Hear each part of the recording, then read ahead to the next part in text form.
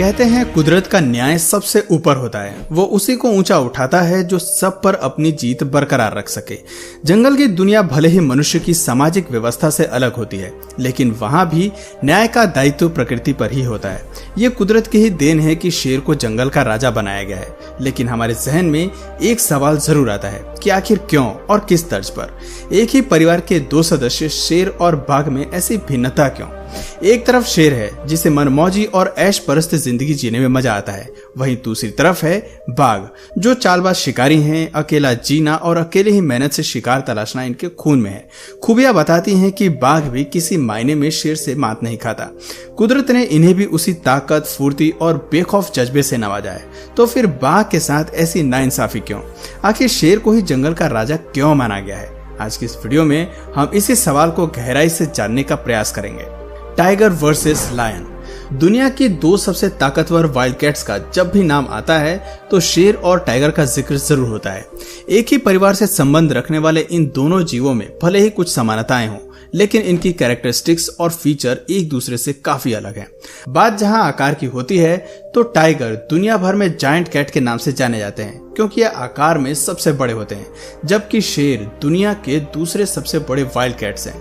Wild cats में Jaguar, चीता और लियोपर्ड्स के नाम भी शिरकत करते हैं जो उतने ही ताकतवर और फुर्तीले होते हैं। लेकिन आज हम पहले और दूसरे स्थान पर दावेदारी रखने वाले इन दो जीवों के बारे में ही बात करेंगे।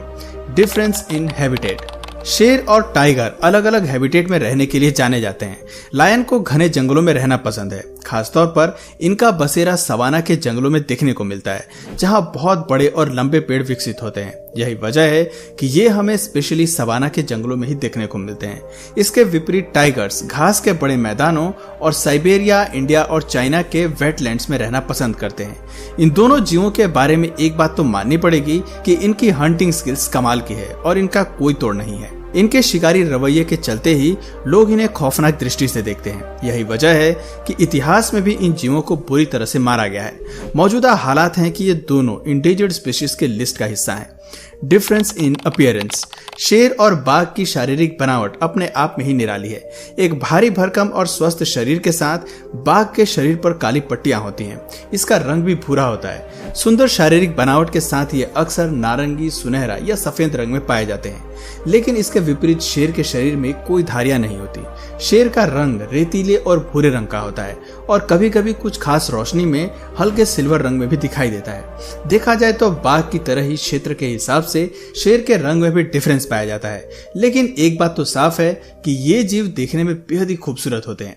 मेल शेरों में गर्दन के पास लंबे फर इनकी शारीरिक बनावट को और भी यूनिक कर देते हैं। दोस्तों, बाघ और शेर की शारीरिक बनावट में अंतर यहीं तक सीमित नहीं है। आपको जानकर हैरानी होगी कि दुनिया में बाघ के 10 सब ग्रुप्स हमें देखने को मिलते हैं, जिसमें से कई ग्रुप पूरी तरह से विलुप्त हो चुके हैं या विलुप्ति की कगार पर हैं। बाघ के ग्रुप्स की अगर बात करें तो दुनिया भर में बाली टाइगर्स, बंगाल टाइगर्स, जावा टाइगर्स, साइबेरियन टाइगर मशहूर प्रजाति हैं।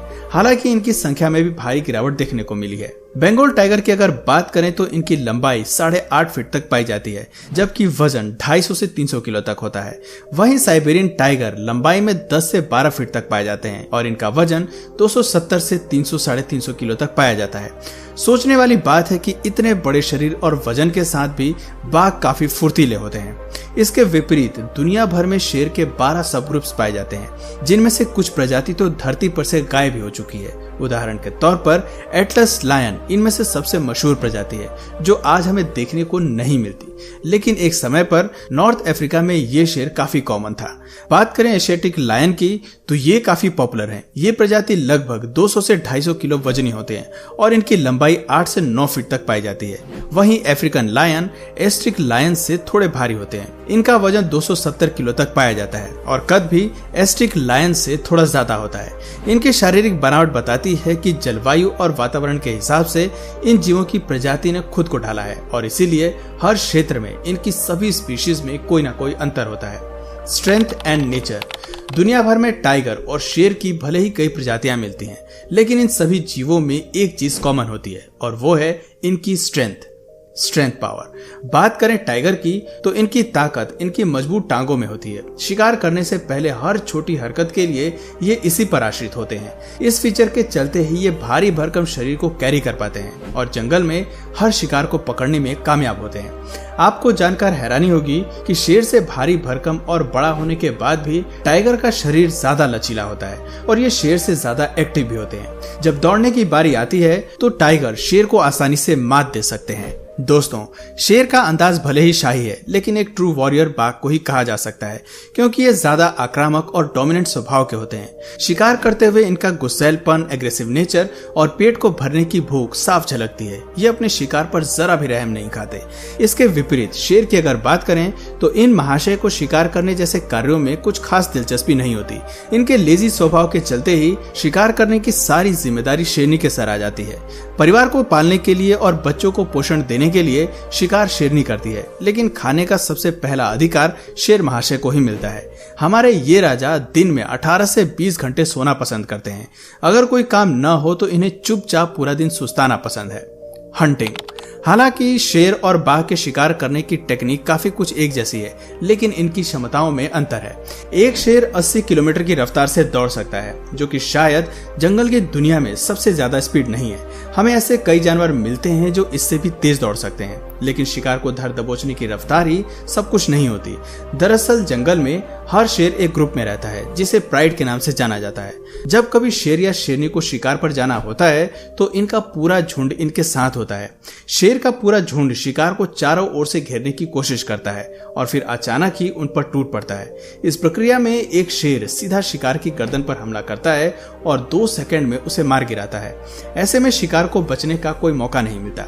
दरअसल शेर के झुंड में शिकार करने का एक ही कारण है, वो ये है कि अगर इनका कोई साथी धीमा पड़ जाए तो दूसरा उसको बैकअप देने के लिए फ्रंट फुट पर आ जाता है। ये इसी योजना के साथ आगे बढ़ते हैं। इसके ठीक उल्टा बाघ के शिकार करने की क्षमता काफी बेमिसाल है। इस जीव को शिकार करने के लिए किसी झुंड या साथी की जरूरत नहीं होती। 65 किलोमीटर प्रति घंटे की रफ्तार से ये लगातार दौड़ सकते हैं और अकेले ही शिकार करते हैं। हालांकि बाघ भी शेर की तरह अपने शिकार की गर्दन पर वार करके उसका दम घोटने की कोशिश करते हैं, लेकिन क्या आप जानते हैं कि इनके शिकार में वो क्या राज है जो इसे किसी की जरूरत नहीं होती। दरअसल इस शिकारी की ताकत इसकी टांगों में बसती है, जो इसे ऊंची से ऊंची छलांग लगाने के काबिल बनाती है। जंप करते हुए ये अपनी पिछली टांगों पे खड़ा हो सकता है। इसके अलावा बाघ के पंजे इतने खतरनाक होते हैं कि ये किसी दूसरे जानवर के सर को भी एक ही बार में स्मैश कर सकते हैं। इनकी सूंघने और सुनने की शक्ति भी काफी काबिले तारीफ है, जो इनकी हंटिंग कैपेबिलिटीज में 4 चांद लगा देती है। ये सभी क्वालिटीज जानकर ये कहना मुश्किल नहीं है कि बाघ एक ऐसे शिकारी हैं जिसे अकेले रहना, अकेले खाना और अकेले ही शिकार करना पसंद है। लेकिन सवाल उठता है कि इतनी खूबियां होने के बाद भी आखिर टाइगर जंगल का राजा क्यों नहीं है। बिना किसी शक के कहा जा सकता है कि हर मायने में बाघ शेर से एक कदम आगे है। इसके ताकतवर पंजे एक शेर को भी कमजोर कर सकते हैं, लेकिन शेर एक सामाजिक जीव है जिसकी ताकत उसके प्राइड में होती है। ये अपने ग्रुप के प्रति काफी सजग और सुरक्षात्मक व्यवहार रखते हैं। शेर एक साथ लड़ते हैं और एक दूसरे के लिए भी लड़ते हैं। बाघ को राजा का दर्जा नहीं देने के पीछे कारण ये है कि राजा को ताकत और शक्ति से ज्यादा मजबूत शासन की जरूरत होती है। एक राजा में नेतृत्व करने का कौशल होना जरूरी है। उसे अपनी प्रजा और लोगों के प्रति जिम्मेदारी का एहसास होना जरूरी है। सही मायने में वही जंगल का राजा हो सकता है जो अपने इन्हीं सभी दायित्वों पर खरा उतरे, जंगल के सभी जानवरों पर अपना शासन लगा सके, जिसमें सही समय पर महत्वपूर्ण फैसले लेने की क्षमता हो। अफसोस के साथ बाघ इन सभी पैमानों पर फेल हो जाता है। ये जीव सामाजिक होना नहीं जानता। इसके दिल में किसी के लिए भी दया भावना नहीं दिखाई देती, जबकि इसके विपरीत शेर इन खूबियों में हमें निराश करता नजर नहीं आया है। राजा की तरह एक शेर खुद शिकार नहीं करता, वो केवल आदेश देता है। एक शेर तभी आगे आता है जब उसके क्षेत्र और परिवार पर खतरा महसूस होता है। इसी लाइफस्टाइल और खूबियों के चलते उसे जंगल का राजा माना जाता है। तो दोस्तों, सही मायने में आपकी नजर में जंगल का राजा कौन है, कमेंट करके जरूर बताइए। और अगर इस वीडियो से आपको कुछ नया जानने या सीखने को मिला या फिर इंटरेस्टिंग लगा तो प्लीज इस वीडियो को एक लाइक करके अपने फ्रेंड्स और फैमिली में से जरूर शेयर करें। और यदि आप इस चैनल पर नए हैं तो चैनल को सब्सक्राइब करके बेल नोटिफिकेशन आइकन को ऑन कर लीजिए, ताकि हमारे आने वाले वीडियोस आप मिस न करें। मिलते हैं फिर किसी वीडियो में नए टॉपिक के साथ। तब तक के लिए नमस्कार।